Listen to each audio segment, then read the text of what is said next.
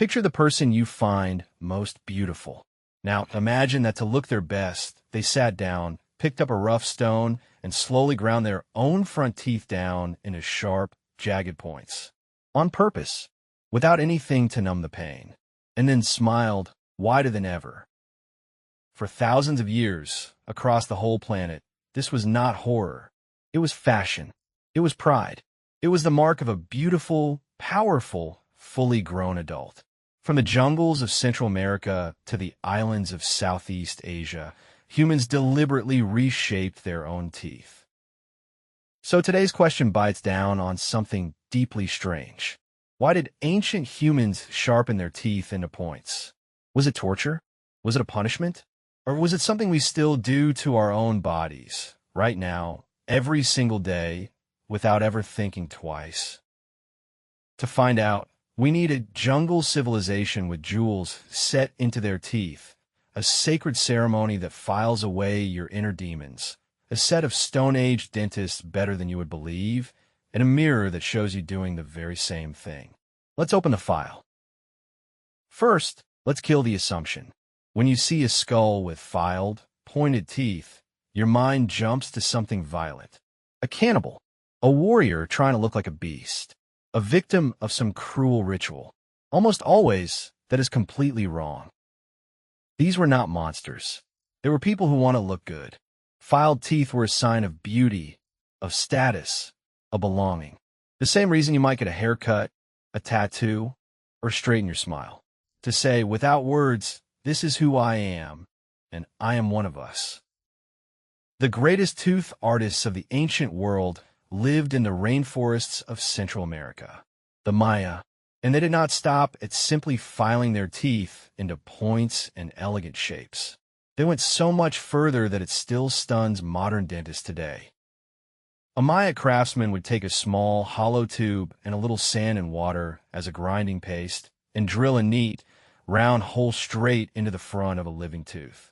It sounds unbearable, but they aimed carefully, stopping just short of the nerve so it could actually be survived. Then into that hole, they set a tiny, glittering jewel, a disc of green jade, a dot of shining pyrite, like a mirror, a piece of turquoise, blue as the sky, fixed in place with a natural cement so good that many of these jewels are still locked in those teeth, more than 1,000 years later. Think about what that means. A Stone Age dentist, with no metal drill, no electricity, and no anesthetic, was placing permanent jewelry into human teeth so skillfully that it has outlasted entire empires. This was not crude butchery. It was delicate, expert craft. And here is a detail that surprised everyone. This was not just for kings. Rich and poor, men and women, farmers and priests, all across Maya society, people modified their teeth. A beautiful, sharpened, jeweled smile was for everyone. It was simply what a proper adult was supposed to look like. And it started young. Recently, researchers found jade inlays in the teeth of Maya children, far younger than anyone expected. It suggests that shaping the teeth was a rite of passage, a proud marker of a child growing up and stepping into their place in the world. A jeweled smile you earned as you became who you were meant to be. And none of it was quick. A tooth specialist worked slowly, grinding and drilling in careful stages, with the patient wide awake the whole time. It took nerve and trust and a very steady hand. You were placing your face and your pain in the hands of an expert and hoping they were as good as their reputation. And astonishingly, they may have understood more than beauty. Some researchers believe the cements the Maya used to fix the gems had natural properties that helped protect the tooth. A Stone Age filling that was also a piece of dazzling art. And the styles were endless. Anthropologists studying Maya teeth have cataloged dozens of different designs. Teeth filed to a single sharp point. Teeth notched with tiny steps. Teeth carved into neat little T shapes. Each pattern was a choice, a fashion, as personal as the way you wear your hair. And we are not guessing at any of this. We read it straight from the teeth themselves. Enamel is the hardest substance the human body makes. It survives in the ground for thousands of years, holding every file mark, every drilled hole, every tiny jewel exactly where it was placed. The smiles of the dead still speak. Now travel across the world to the island of Bali, and you will find tooth filing that is not about jewelry at all. It is about the soul. And unlike the Maya, this ancient ceremony is not gone. It is still performed today.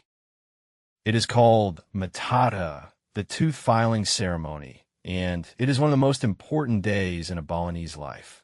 When a young person becomes an adult, their upper front teeth, especially the pointed canines, are gently filed down flat. And the reason is beautiful. In Balinese belief, those sharp, pointed canine teeth represent the animal inside us. They stand for the 6 great evils of human nature: anger, greed, jealousy, lust, confusion, and intoxication, the wild, ugly urges that pull a person down. So by filing those pointed fangs down smooth, a young person is not just changing their face. They are symbolically filing away their own inner demons, taming the beast, choosing to become a calm, controlled, civilized human being. The teeth are a mirror of the soul. And beauty did not always mean white and pointed. Travel through Vietnam, Japan, and much of Southeast Asia, and you find the opposite ideal. There, for centuries, the most beautiful teeth were not sharpened and gleaming. They were filed smooth and stained a deep, glossy black. In Japan, this was called ohaguro. Married women and nobles would lacquer their teeth a brilliant, mirror-like black, and it was considered elegant, mature, and deeply attractive. A dark smile was the mark of a refined, grown-up, civilized adult. And the reason cuts right to the heart of it. In these cultures, bright white, pointed teeth were seen as the teeth of animals, of wild beasts and demons. To be truly human, truly civilized, you filed those animal fangs down and darkened them.